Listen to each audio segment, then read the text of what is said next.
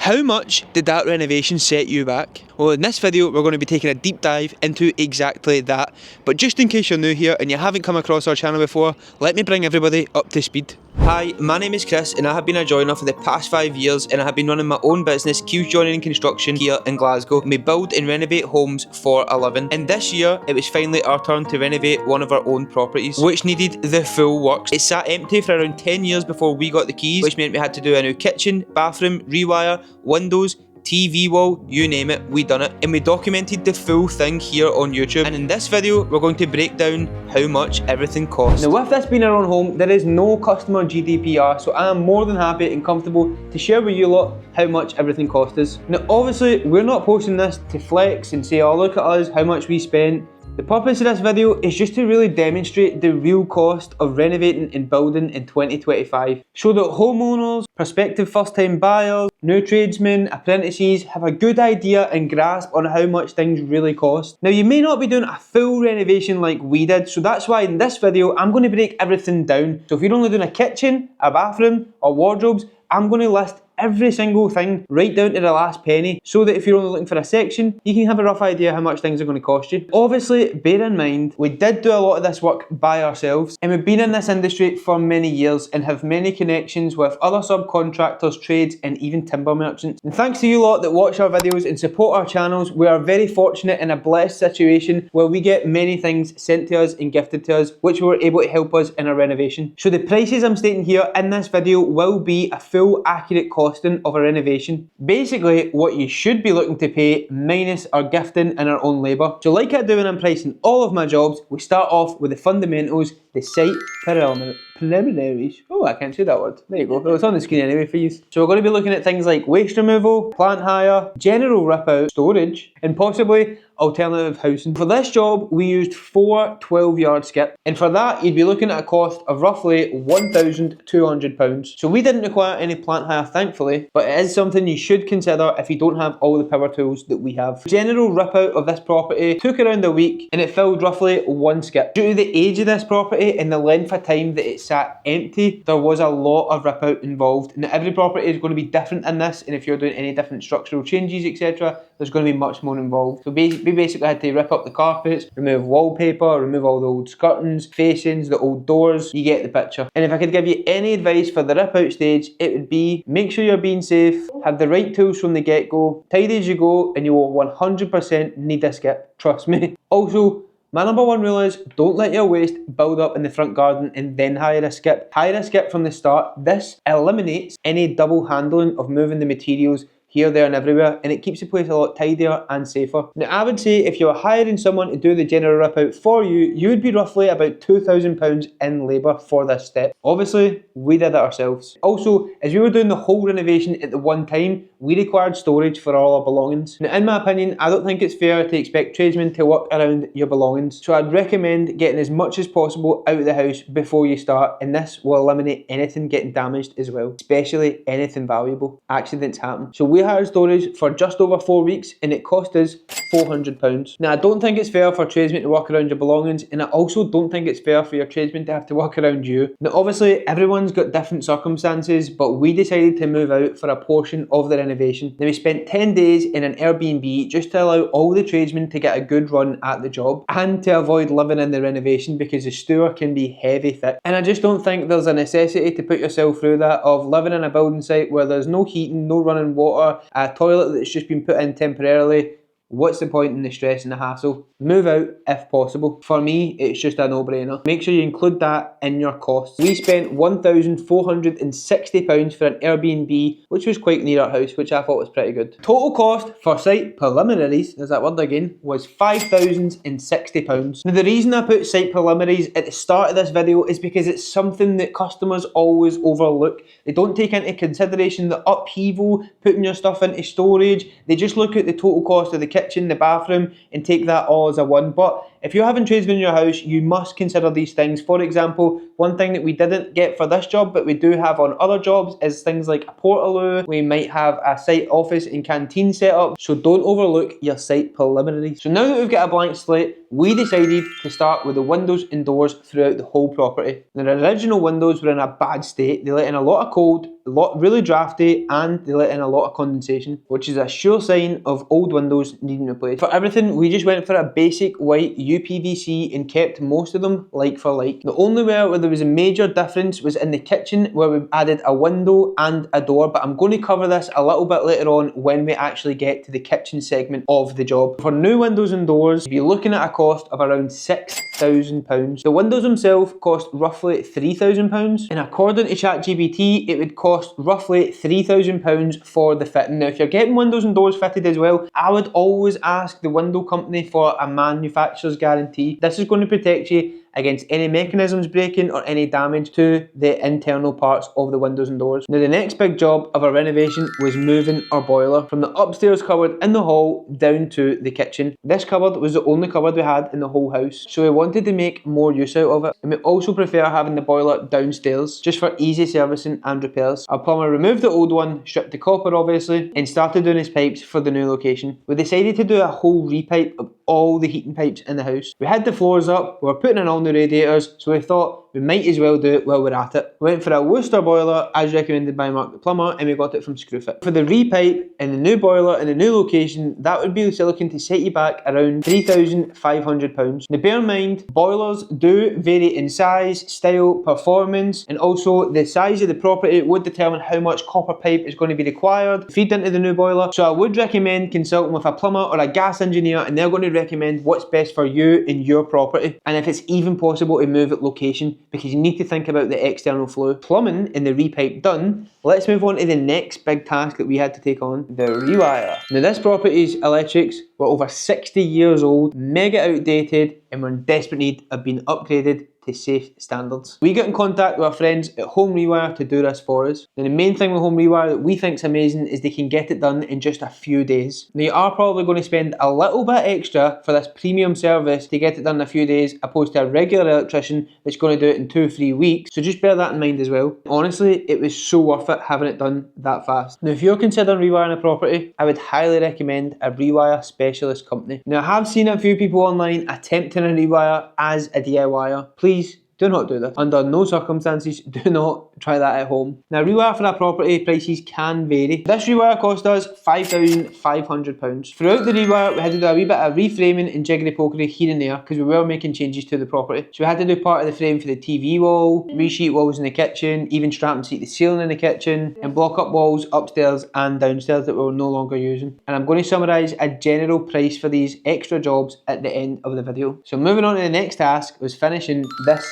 TV wall. So we already done some of the framing and just had to finish it off with the worktop and get it plastered. Now believe it or not, this TV wall behind us only cost us around £1,300 in materials and labour, which I think is pretty decent. Now once most of that was tied up, we let the plastering rattle the full house in the one go. Seen so far from some of the clips of all the work that's getting done, the importance of moving out. It is absolute mayhem, and especially when you get your plaster in, you want to be able to give them a good run at it, getting each room done, and that's going to take them a good few days, even weeks, and make sure you let the plaster dry out. The total cost to plaster this full property was £4,400. Now some things to consider for this property specifically, some of the walls had to go right back to brick. These houses are ex-council houses, and the council, years gone by, were known for doing one coat of plaster. It was all cracking, had to come off, right back. We had to dot and dab the sheets and then go over everything with 2-coat plaster, bond anywhere out from the rewire. It was a lot of work, to say the least. So just take that into consideration if you're going to be plastering a full property. And also, to save a little bit of money, we just left the ceilings in the rooms where possible. We thought, what was the point in wasting the money and getting it done? And I actually think the old Artex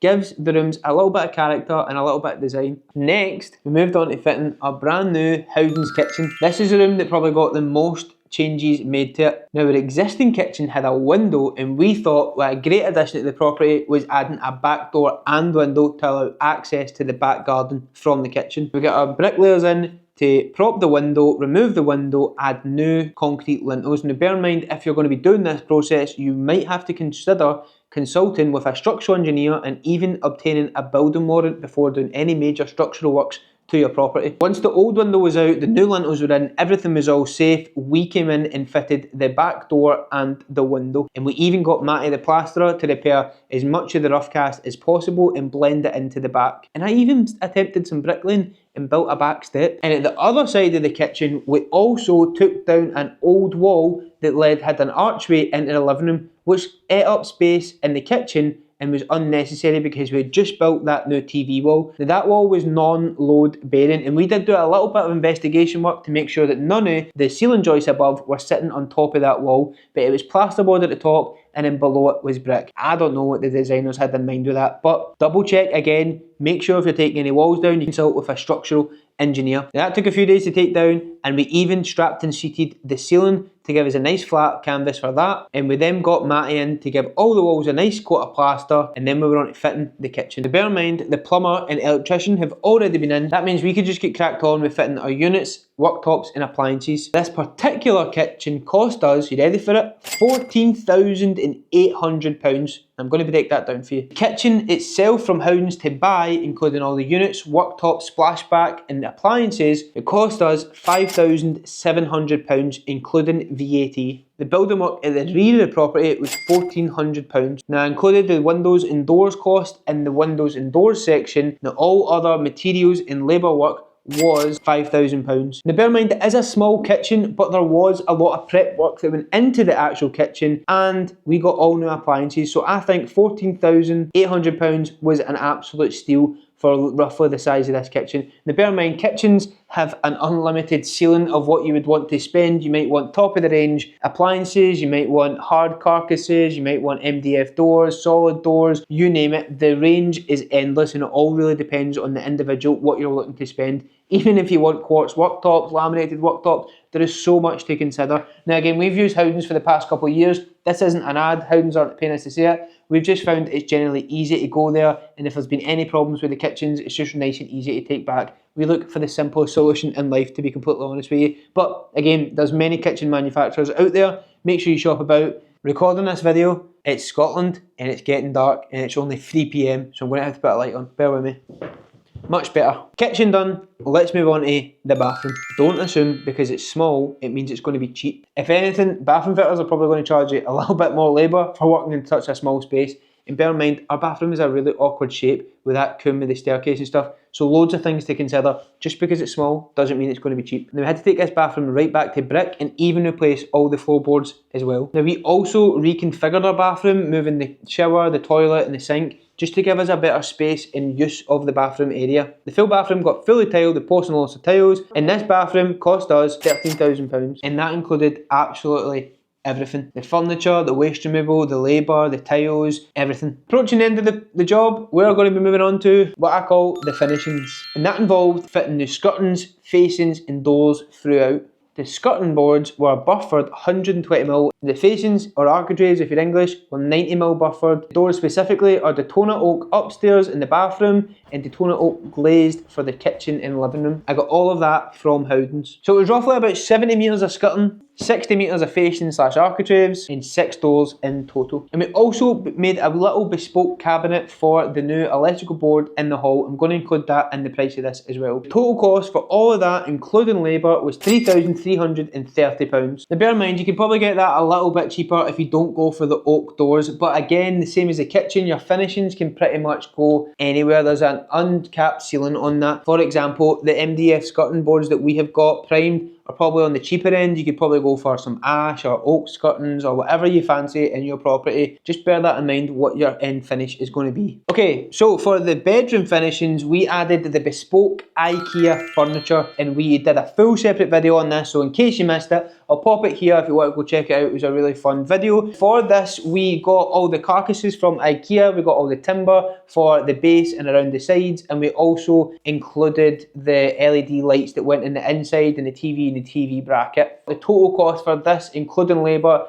I would say you'd be looking around £1,600 for the bespoke wardrobes from IKEA, supplied and fitted. Now meanwhile, while I was building the wardrobes and catching up with all the bits and bobs and the snagging and everything else that was going on, our painter was in, giving everywhere all the fresh plaster a lick of paint. So all the new woodwork was glossed, all the ceilings emulsioned. We wanted to keep the property really neutral and all the walls got the same colour, and the colour is Skimming Stone by Farrell and Ball. For the paint and the painter, Peter, PF Decorating by the way, if you want to go check him out on Instagram, absolute class guy, cost us, for the full house, £3,700. So we're getting very close to the end of the renovation now and the final cost. Last but not least was flooring. Now you know we have got a big lovable slabbery mutt Missy. So in the downstairs of the property we wanted something that was going to be durable and waterproof. So we went for an LVT stick down product in the living room, hallway and kitchen area. And upstairs, where Missy's not allowed, we went for the cream carpets. We went to Tappy Flooring for this, mainly because we got a package deal. Total cost of this was £5,900. Now these flooring and carpets were mid to high range, and you could definitely get a cheaper alternative. But we wanted to go for a nice finish in this house. And if you want a premium product, you have to pay the premium price. And one of the last jobs for the plumbers was actually coming back and doing his final fix for the radiators, which meant new radiators and new valves. Now we went for these very nice radiators from Best Heating. These are the Milano Aruba to be specific. We didn't want to go for the basic standard radiators that you see most commonly. We wanted to go for something a little bit more elevated because most of the property is very neutral. The total cost for the radiators, supply and fit, was £5,200, and we did slightly rearrange where the radiators were in the room and added an additional radiator in the living room, and we even used an online calculator to work out the best U values to get the best heating for our radiators,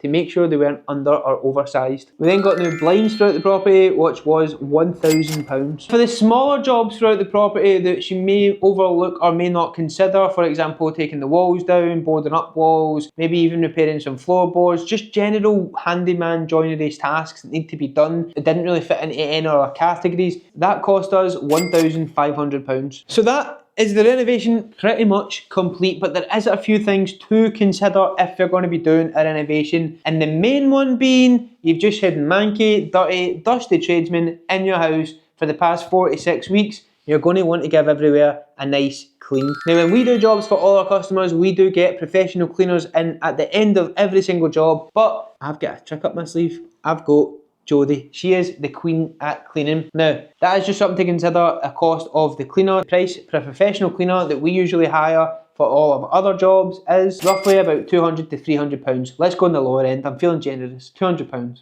And voila, our renovation is complete. Woohoo! We're not spending any more money. So to total up every single thing that we have just covered in this whole video, it cost us, are you ready for it? Let me do a drum roll. £76,021. That's sterling, by the way. Legal tender. Now let's take things on a slightly more serious note, and something to consider if you are doing a renovation of this size, an extension, garage conversion, you name it. The major thing that I would recommend that you do is have a contingency pile. So that £76,021 is amazing if you've got that, but please consider a 5 to 10% contingency. Now here's just some examples of where things might go wrong and you might need to dip into that contingency pot, and you believe it or not, it happens more regularly. So don't be thinking, everything will be hunky-dory. In construction, nothing is ever straightforward. You might need additional nights in your accommodation. You might find rot, for example, in your bathroom, where you might have to replace a couple of extra joists. Tradesmen can let you down. Things might not go quite right to plan, so you might have to do them 2 or 3 times to get everything bang on. Mistakes happen. You don't want to see yourself in a mess. And again, if you're watching this video and you're thinking about taking on a renovation, this is just a general rough cost of what everything will cost you in 2025 in comparison to our kind of average semi-detached property that you would get in Glasgow. Prices are going to vary depending where you are in the country, depending where you are in the city. So please take everything into consideration, and this is not any financial advice. And I'll see you in the next video where we're going to be doing even more exciting projects. Thanks for watching.